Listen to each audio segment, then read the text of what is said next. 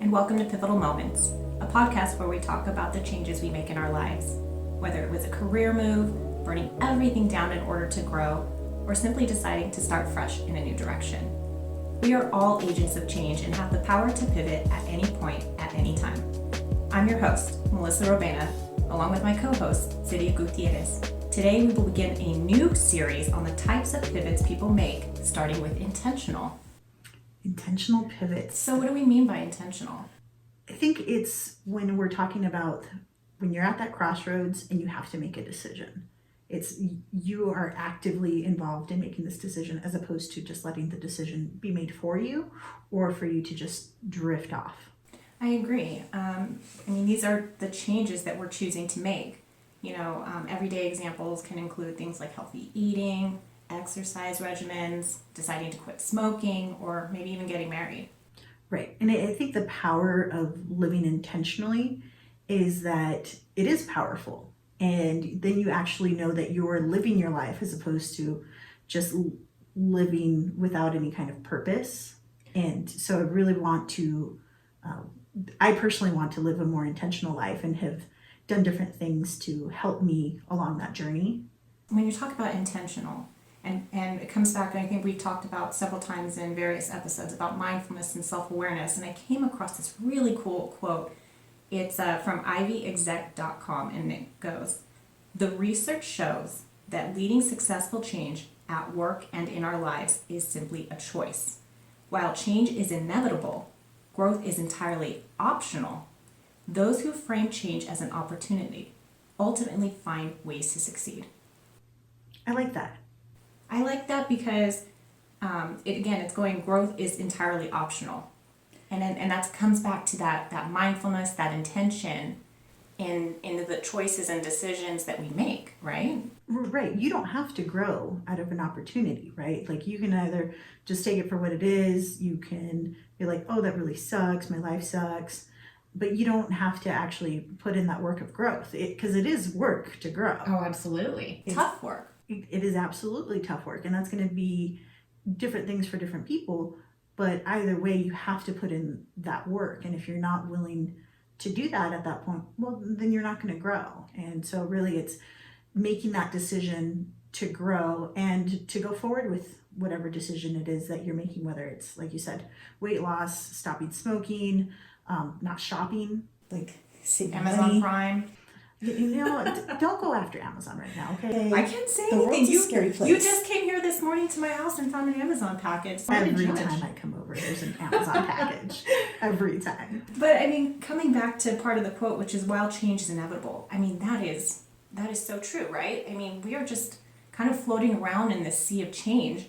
And so I think by living intentionally and being mindful about the decisions and choices and actions that we make, we can sort of navigate those seas with better purpose, with greater influence. I think that's absolutely right. You can I kind of think of goal setting. The goal setting is you living with intention. I have X goal and I want to make sure that I'm achieving that. And then you live your life in such a way that you will hopefully get to whatever goal it is that you set out for yourself. And one of the pieces of advice that I got on early on in my career was, hey, you don't want your career to end up at Denny's. I was like, what does that mean? He was like, well, when you're out with your friends and you're going out at night, no one actually plans to go to Denny's at 3, 4 in the morning. It's just a place that you roll into, right? Uh-huh. Because you've been out, you've been partying, whatever it is. It's like nobody intentionally goes to Denny's. Now, for some of you listeners, you may intentionally go to Denny's. That's cool, whatever. But the point is, most people are going to be going there because it's available 24 hours. We live in a 24-hour town, but most other places don't have that, right? So you need a place to go. And, I remember being in high school and, or probably slightly outside of high school. Not quite that. Cover your bases. Cover your bases. But having that, we're like, oh, you just, oh yeah, and then we went to Denny's, or Denny's is hopping after midnight. Let me tell you. Okay? Oh, yeah, it is. Right, but you didn't. No, that's not an intentional thing. And do you really want your life to end up at, wow, I can't believe we're here at 3 a.m. And so getting that perspective of, hey, be intentional with what you're doing and with your career and with the different moves that you make it made sense to me when I thought about it in those terms. I don't want my career to end up, when I'm in my 50s and 60s being like, I can't believe I ended up here. It's like, because the time goes by really fast, right? But if I don't make an intentional decision on there and I just kind of, go with, oh, here's what the economy is doing, here's what everything else, like, yes, you want to be aware of everything else that's going on, but really you still need to live with intention and live in a way that makes you feel, hey, I didn't just end up here. I chose to be here. I made it a point to be here. Well, and you had said something even before we started recording, which is when we look at intentional choices or intentional decisions, they don't have to be these big life-changing moments, which I know in segment 2 we're going to be sharing some stories of intentional changes.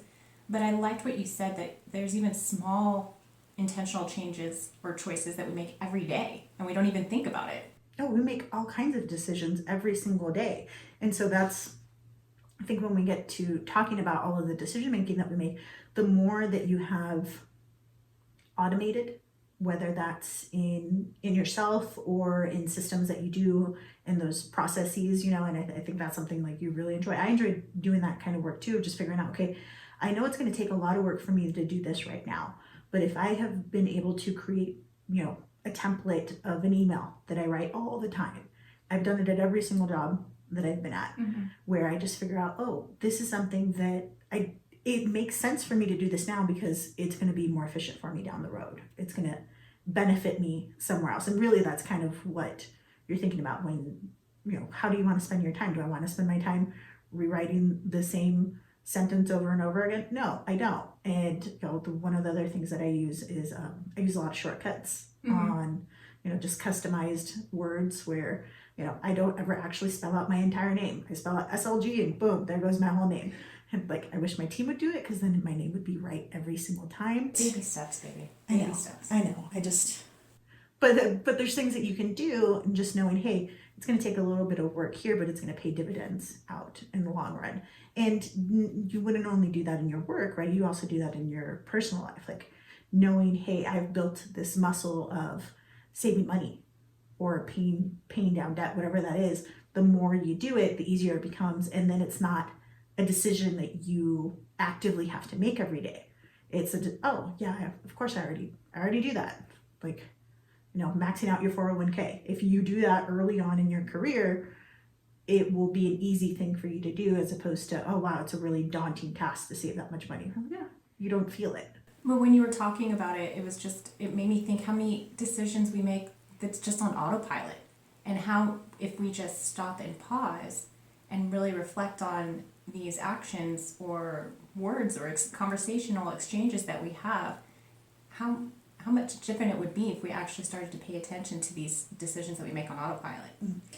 Well, and then that brings up the question though, should we be making every decision intentionally?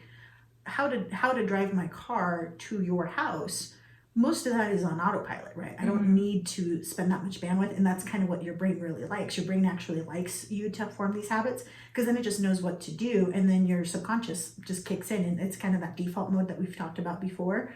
And once you've kicked into that part of your brain, it frees up your brain to do other things. So really, when I'm thinking about making an intentional pivot or an intentional decision of how I want to live my life, I'm really looking more at the big picture than necessarily the little one or the smaller picture. Because I know that the small decisions that I make and everything that I do is going to lead to that bigger goal. And so sometimes, like right now I have a no shopping goal. And so how's that working out for you? It is working out, I think, in a good way. Matt can disagree a little bit, but I built in some exceptions. And so when I've had some struggles of, okay, do I want to buy this or not? I now have that filter of, okay, how am I making this decision? Am I going to buy this? Is it shopping, or is it I'm shopping because it's for our project, which is the podcast? Is it for replacing something that I've run out of? Like that seems to be a different way for me to do it. But if it's something where it just feels like I'm shopping it because I want it, I'm like, okay, well, I don't need to get this. If that makes sense. No, it does. It does. But I think it's also what you're speaking to right now is that you are, before you hit, buy now on Amazon, You're stopping and you're pausing and you're saying, what is my intention behind that? Is it to further promote the podcast, to help out the podcast, or is it just impulsive? So I think that that's good. Again, that comes down to awareness and mindfully practicing that, right? Right, and what that really does is it brings you into the present, and that's where mindfulness. And I mean, we can talk about mindfulness a whole nother episode and how important that is. But I think it really does make a difference in terms of you living that intentional life that we've talked about. And so for me, at the beginning of the year, I decided 90% was my rule. 90%. If I'm not 90% excited about something, I'm not doing it.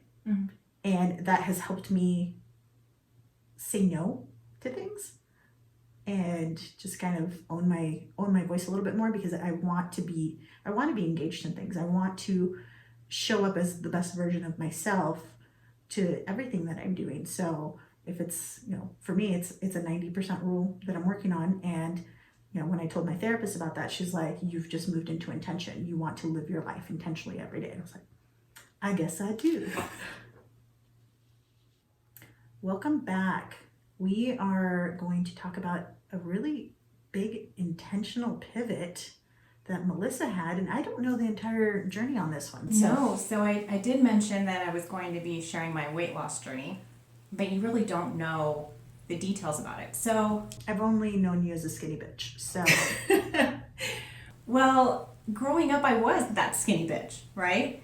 And when I was about 19 years old, I decided to make a transfer to Cal State Northridge. And even though I was extremely family oriented, I knew that there would be more career and networking opportunities elsewhere.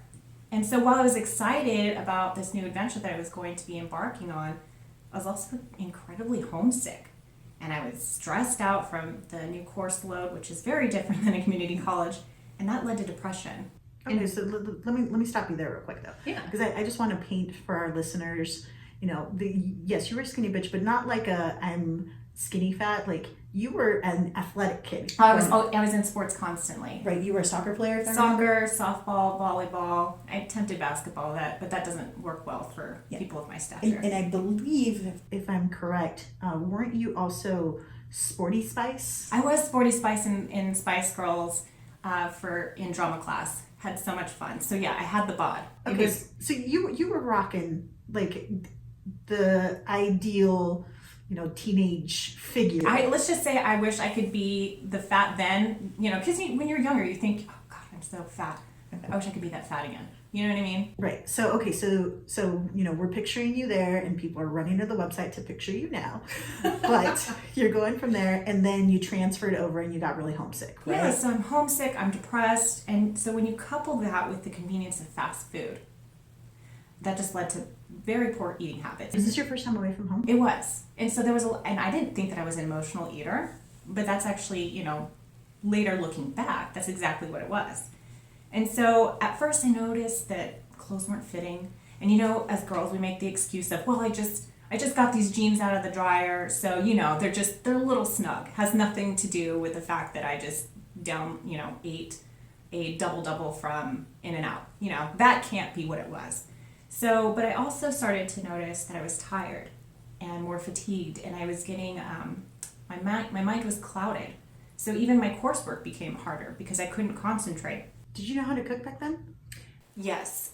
Growing up, I grew up in a single parent household, and my mom worked a lot. So I did cook a lot for the kids. Was it the healthiest? Probably not, but oftentimes, you just bought what we could afford, which was oftentimes processed food. So I really wasn't even necessarily taught healthy eating standards. So that probably attributed to, my weight gain as well. So in addition to being tired, a bigger waistline, I also was starting to get blood work results back showing that I had high cholesterol. And I never suffered from high cholesterol before. And how old were you when you started seeing this blood work? 19, 20. Okay. And so, again, I was either in denial or just wasn't ready to make that change. And I remember my sorority, shout out to all my Alpha Z Delta sisters out there. You didn't see that, listener, but I just rolled my eyes. They were hosting a mother and me tea party.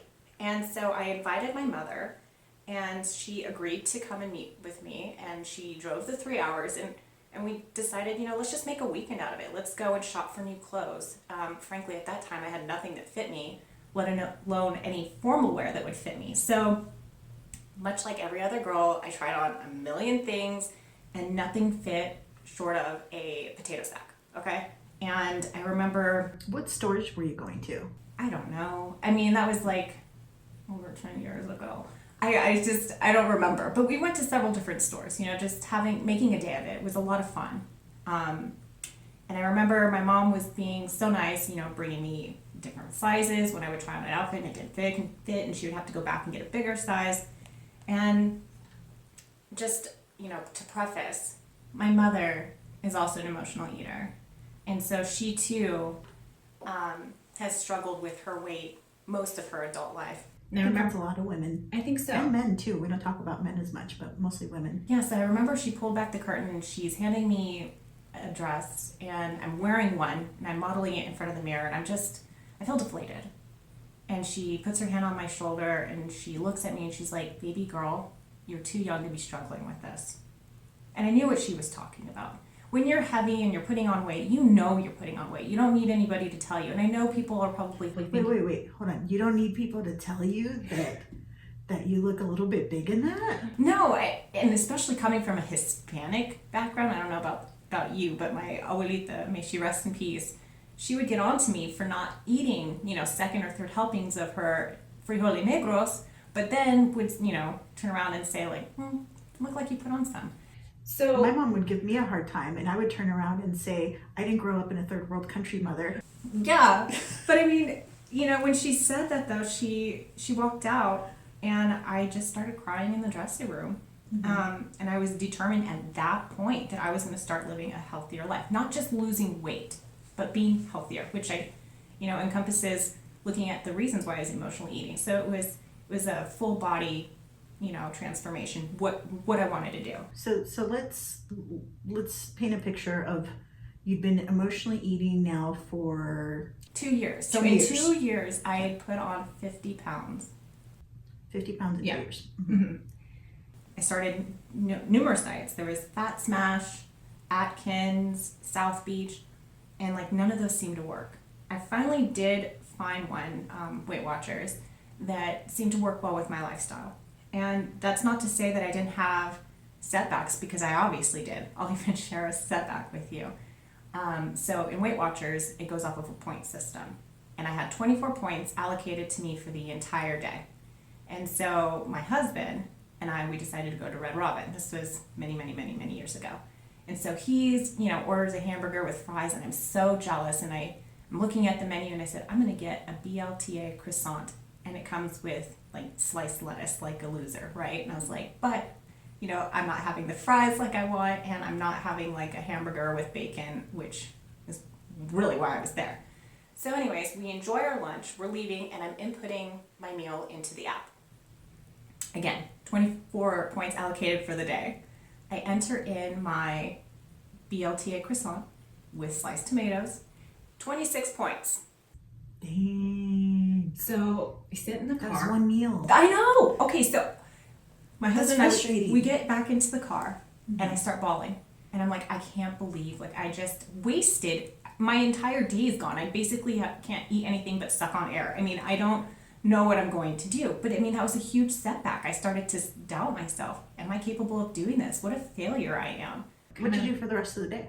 I drank water. No, I honestly don't remember. I mean... And the reason I ask is sometimes people feel like they had a setback like that, and they'll go and they'll just be like, well, the whole day's wasted, and then they'll just binge for the rest of the day. Mm-hmm. Did you have that kind of experience, or was it something a little different? No, it's just I got more strict. Okay. And, I had to keep telling myself, you know what, Melissa? You didn't gain all this weight with one meal, and you're not going to lose it all in one meal. And when I thought about it like that, it helped me remove the guilt and shame I had, and was able to keep moving forward. And so another thing that really helped me in my journey too, because is that community of support. So I had friends, family, they'd come over, we'd go for walks, If we went out, they would also engage in healthy, clean eating. So having that support system really helped, but I also celebrated small wins along the way because to lose that weight, it was a 2-year journey. So it took me 2 years to put on the weight and 2 years to lose it. So we're talking about 4 years of you being intentional with, well, No, 2 2 years. years. 2 years of being not intentional, right? Of just eating whatever because it felt good. And then 2 years of you intentionally focusing on your food and health to get all that off. Exactly. And so I would celebrate small wins. So, if every 10 pounds or something, I'd set a goal every 10 pounds, or when I reach this goal, then I get to treat myself to a new outfit, or I get to do this, so I would set small goals that would help motivate me to continue to keep going. And I found that, over time that the mindfulness, the intention of eating healthy has now just become a way of life. I don't know anything different. What goal of yours or reward got you the most excited? That's a good question. I would say I remember the first time I actually went down to a single digit pant size, and it had been years since I had done that. So that was a huge accomplishment for me. Am I that now? No. But, it also goes to show perseverance, because 2 years is a long time to be trying to attain a goal. Absolutely. But it also helped me change my focus, because again, like at first, my first goal might have been like just to lose weight, but really it's looking at how can I be healthier. And since then, I've moved, from Los Angeles to Las Vegas, and I joined a gym, and I just continue to be on that journey. And that's actually where I had the opportunity to meet you. So good things come. You just have to keep going, even if it's hard. And you're still living intentionally, right, with how you, or to keep that goal of being healthier. Well, yeah. I still exercise. I mean, maybe not right now. I used to go running outside, but in Las Vegas heat right now, I think today is like 113. So I'm gonna pass on that. Sounds like a cool day. I value life. But on days that it's comfortable, I love to run outside. I love to be outside. So yeah, I still try to find ways that make exercising fun, if that makes sense, if that's actually a thing. So that's what I try to do. I still do that, and even during the Rona, my husband's home now, so we even do it together, which is a great way for us to bond and continue on that journey of health. And he's also a runner too, right? Oh God, yeah.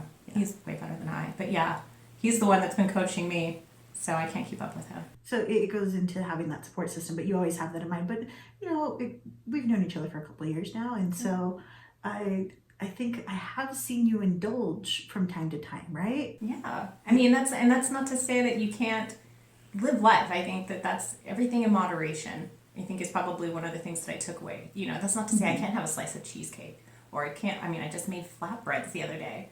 It doesn't mean I can't indulge in those things, but it's all about balance and just again being intentional with my decision and not sacrificing my health in the process. And what's interesting is you are part of that moderation group of people and who lose weight and do that, and they can still do things like so. A moderator is someone who can eat a candy bar and eat one slice of that candy bar, that one little piece of that Hershey's, and put the rest away for later, right? But I am not that person. It depends. It depends on the thing? It depends on the thing. Okay. But that's probably a story for a different podcast. Well, I mean, a bottle of wine is going to be different. Okay. Right? Versus a glass. Versus a glass, right? But I'm talking about like, okay, so that's the moderator side, right? I know for myself, and I brought it up before, is I'm an abstainer. And so what that really means is I do better just not even engaging in something because it's too easy for it to become a habit for me, or a habit for mean, not just for me, but both of them. And so, for instance, I stopped drinking soda in high school. I just decided I'm going to stop doing it. And the minute I make a decision like that, when I make an intentional decision, it's super easy for me to keep. I drink water and I drink tea and occasionally a glass of wine, but I'm not I'm not craving soda. That's not something that is part of my life and hasn't been part of my life for a very long time. And maybe once a year I'll be like, you know what, I'm gonna have a root beer float because that sounds amazing. But I'll do that once a year. But I'm not gonna buy soda. I'm not gonna do that. You know, I don't even like sparkling water because of the gas in it. The carbonation? The carbonation. That's what makes it. I don't like it. It's too much like soda. But like just kind of having that that knowledge base of yourself and knowing what's going to work for you and what didn't. It sounds like moderation worked for you and not beating yourself up when, hey, you didn't have a perfect day. Welcome back. So before we get started on this last segment, one of our listeners, Heather Spring, actually had a question. In episode 1, you had mentioned abstainer. And then in this episode, you talked about moderator. Can you explain a little bit more about what that is?